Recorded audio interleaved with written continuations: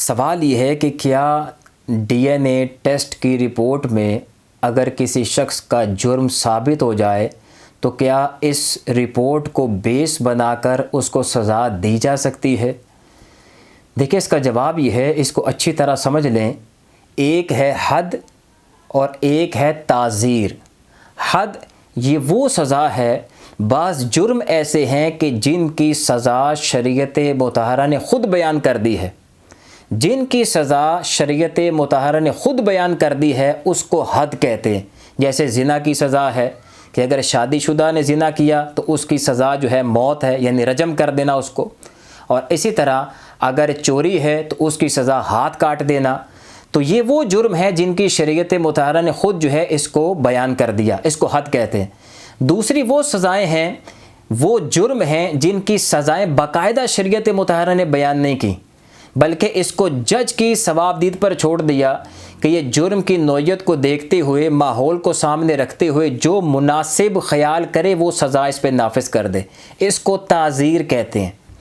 اب اس مسئلے کا جواب یہ ہے کہ ڈی این اے ٹیسٹ کی رپورٹ کے بیس بنا کر حدود نہیں نافذ کی جا سکتی۔ ہاں، تعزیری سزا دی جا سکتی ہے دیگر قرائن کے موجودگی میں۔ میں آگے اس کو انشاءاللہ واضح کرتا ہوں۔ ڈی این اے ٹیسٹ کی رپورٹ جو ہے یہ زیادہ سے زیادہ ایک ضمنی حیثیت رکھتی ہے، قطعی حیثیت نہیں رکھتی کہ 100% ایسا ہی ہے۔ اس وجہ سے اس رپورٹ کی بنیاد پر حدود کو جو ہے وہ نافذ نہیں کیا جائے گا۔ اس کی وجہ یہ حدیث پاک ہے۔ رسول اللہ صلی اللہ علیہ وسلم نے ارشاد فرمایا، جس کا مفہوم یہ ہے، کنز العمال کی روایت ہے، کہ شبہات کی وجہ سے حدود کو ساکت کر دو۔ یہ بڑا اہم اصول ہے اسلام کا۔ فرمایا کہ جہاں شبہ پیدا ہو جائے کسی کیس میں، کہیں ابہام ہو، تو وہاں پھر حد نافذ نہ کرو، اس کو ساکت کر دو۔ اسی طرح ایک اور روایت میں آتا ہے، ترمذی شریف کی روایت ہے، جس کا مفہوم یہ ہے کہ مسلمانوں سے حدود کو دور رکھو، یعنی جتنا ممکن ہو مسلمانوں کو حدود سے بچاؤ۔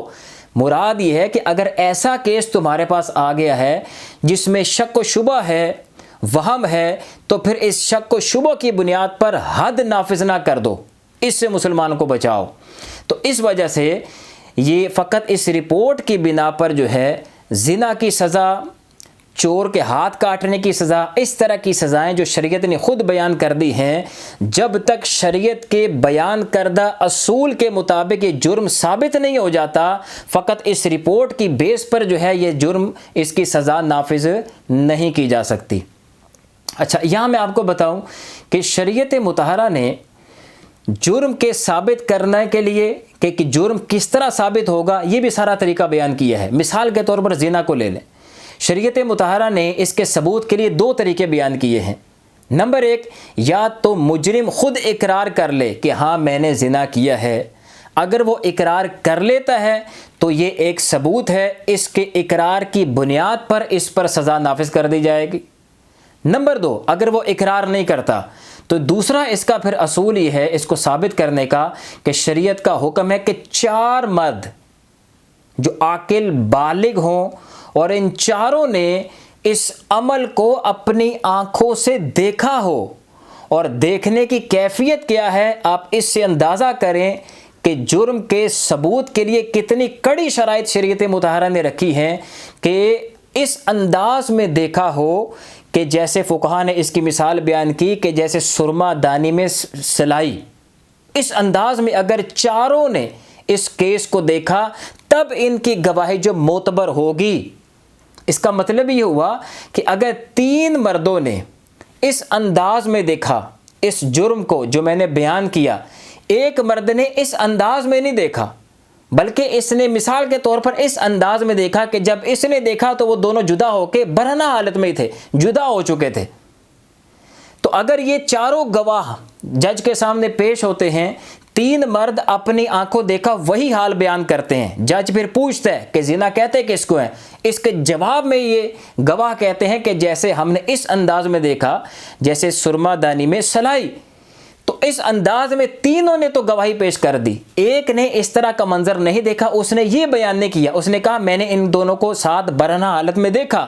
تو آپ اندازہ کریں کہ شریعت مطہرہ ان کی گواہی کو ریجیکٹ کر دے گی اس کی گواہی کو ریجیکٹ کرنے کا مطلب یہ ہے کہ ان پر حد نہیں لگے گی۔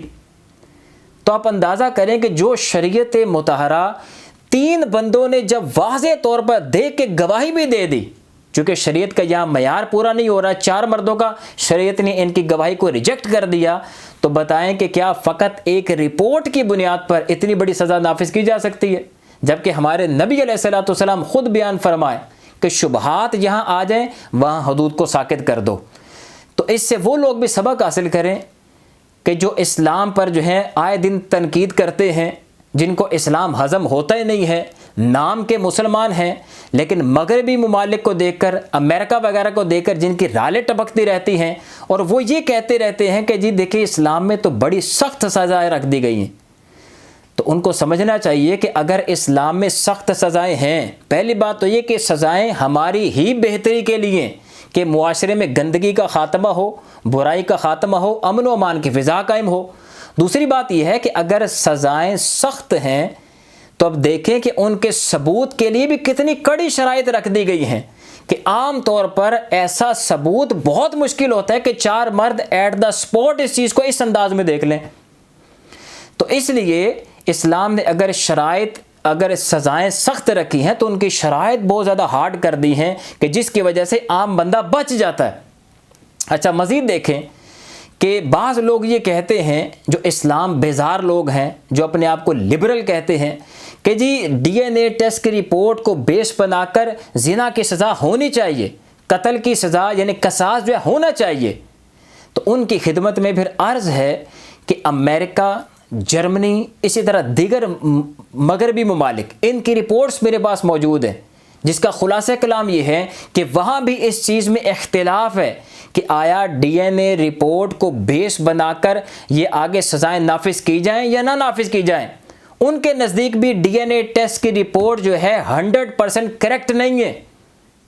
مثال کے طور پر امریکہ کا ایک کیس ہے، اس میں ایک خاتون کو کسی قتل کے جرم میں جو ہے انہوں نے گرفتار کیا، ڈی این اے ٹیسٹ کی رپورٹ کی بیس پر اس کو 25 سال کی سزا سنا دی گئی۔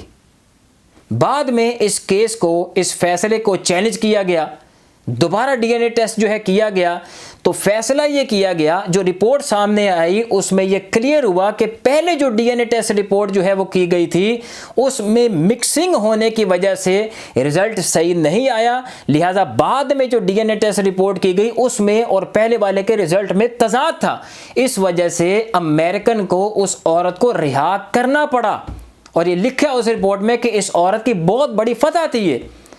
اسی طرح دیگر رپورٹس بھی میرے پاس موجود ہیں۔ تو خلاصہ کلام یہ ہے کہ فقط اس رپورٹ کو، یعنی ڈی این اے ٹیسٹ کی رپورٹ کو بیس بنا کر حدود نافذ نہیں کی جا سکتی۔ اچھا ایک اور میں آپ کو مسئلہ بیان کر دوں، اگر کسی نے جرم ہوتا دیکھا اور اس کی مووی بنا لی، تو اگر یہ مووی اب جج کے سامنے پیش کر دی جائے تو کیا اس مووی کو بیس بنا کر اب سزا نافذ کی جا سکتی ہے، یعنی کوئی حد نافذ کی جا سکتی ہے؟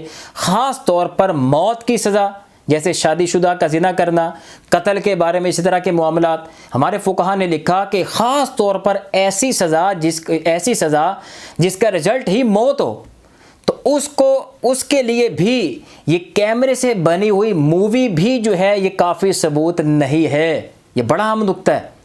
اس کی وجہ یہ ہے کہ آج ہم جانتے ہیں کہ ایسے ایپس آ چکے ہیں، ایسی ایڈیٹنگ ہوتی ہے کہ ہم اپنی آنکھوں سے ایک منظر دیکھ رہے ہوتے ہیں لیکن اصل میں وہ منظر ویسا ہوتا نہیں، اصل شخص ہوتا نہیں، چہرہ کسی کا ہے، دھڑ باقی کسی کا ہے، آواز کسی کی ہے، جسم کسی کا ہے۔ ایسی ایڈیٹنگ ہے، یہ تو میرے سے زیادہ آپ لوگ بہتر جانتے ہوں گے کہ کس انداز میں آج لوگ جو ہیں کس قدر ایڈوانسمنٹ ہو چکی ہے کہ آنکھوں کو دھوکہ ہو جاتا ہے کہ یہ تو ایسا ہے ہی نہیں۔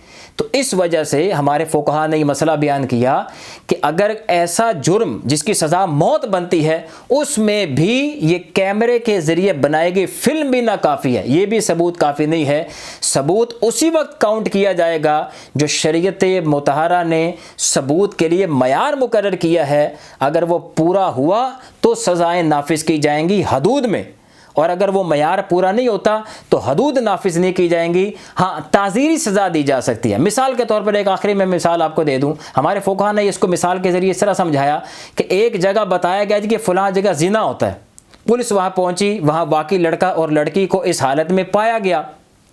उन दोनों के कपड़ों पर मनी के कतरात भी थे। पुलिस को देख के उनके रंग भी उड़ गए। बताने का मकसद ये है कि केस बिल्कुल वाज़ेह। डीएनए टेस्ट रिपोर्ट करवाई गई, उससे पता ये चला कि ये दोनों का ऐसा जुर्म साबित है।